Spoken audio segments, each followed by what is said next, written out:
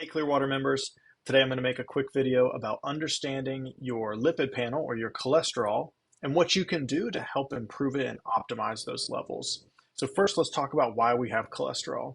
Cholesterol is something that we need for every cell in the body, and most cells, pretty much every cell in the body makes it. Your brain makes a ton of it because it's got the majority of its structure is cholesterol. And cholesterol is needed for neurotransmission. It actually stabilizes the receptors for neurotransmitters. It also keeps our cell walls flexible so that we don't get hardening of our cell structures. That means that we don't have muscle soreness and we don't have hardening of the arteries. Another thing that it does is it helps make our hormones. So like testosterone and estrogen, those you need cholesterol for. And surprisingly, our ovaries and testicles don't have the ability to pump out large volumes of cholesterol. It all really comes from our liver. Now, the way that you get elevated cholesterol is you take in a sugar load. When you eat sugar or carbohydrates, your body says, we've been poisoned. We got to get this out of our bloodstream. Because if you have too much sugar in your body, it's very inflammatory. It's like putting salt in an engine. It'll make you go blind. It'll make your feet go numb. It tears up your arteries. It's pretty much poison to everything. Dietary sugar, that is. So your body releases insulin. Insulin goes to your liver. The liver says, got it. We're going to take this sugar and we're going to make it into fats and cholesterol because our body needs those things.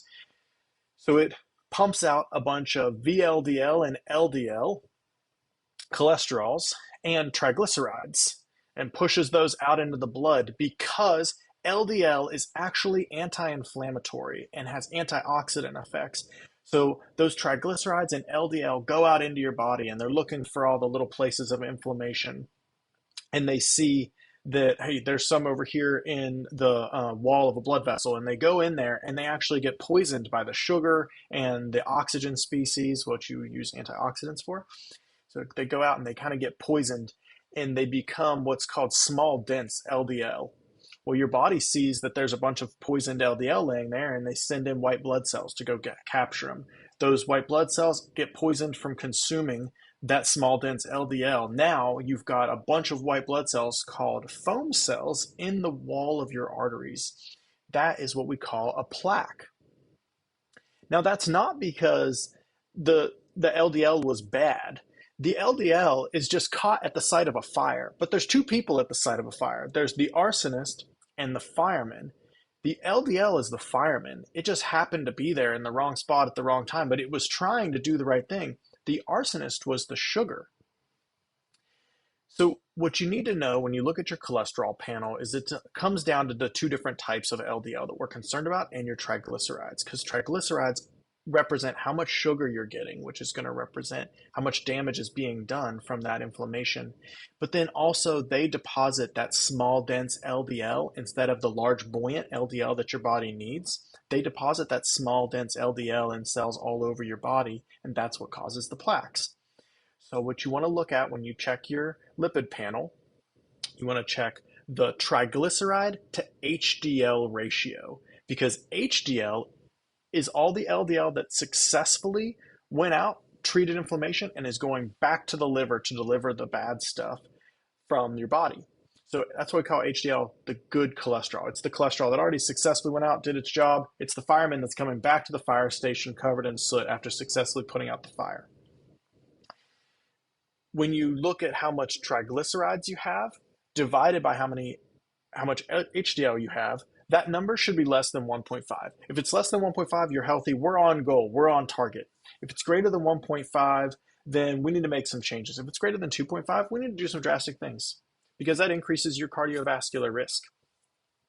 The best things that you can do are decrease the amount of dietary sugar you're getting. There's no such thing as an essential carbohydrate in your diet. Let me say that again. There are vital amino acids. There's protein that you have to get, right? Your vitamins, that's your vital amino acids. You have to have those to survive. There is no vital carbohydrate, all right? You can go your whole life without eating sugar. There are cultures in the world that have done that for thousands of years and not need to take in any sugar and not have a high risk for heart disease. The best thing that you can do is decrease that dietary sugar so that your liver never gets the alarm that it needs to pump all this stuff out, and then that stuff goes out and gets poisoned by the sugar. The other best thing that you can do is maintain a healthy body weight, because your adipose, the fat on your body, is endocrinologically active, meaning it's telling your body what to do and it's giving the wrong signals. All right. We don't want to be taking signals from fat. We want to be taking signals from muscles and our other organs. Part of that is going to be resistance training. Resistance training is the deposit that you make into your physical 401k. I say that meaning when you do resistance training, you are preparing yourself for longevity and wellness in your last decades of your life. You do that by building up bone strength. You do that by building up muscle strength, which is really the exoskeleton that holds our bones nice and firm together across our joints and gives us the power to do things like not fall, not trip, not step on something that we don't want to step on as we get older. But it's very hard for a 70-year-old to gain muscle. They need to have come from a high reserve.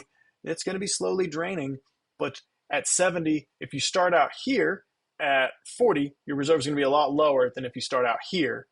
By the time you get to 70, you're still above where you need to be. Avoiding carbohydrates, doing resistance training, and then making sure you base your diet off of your protein goals.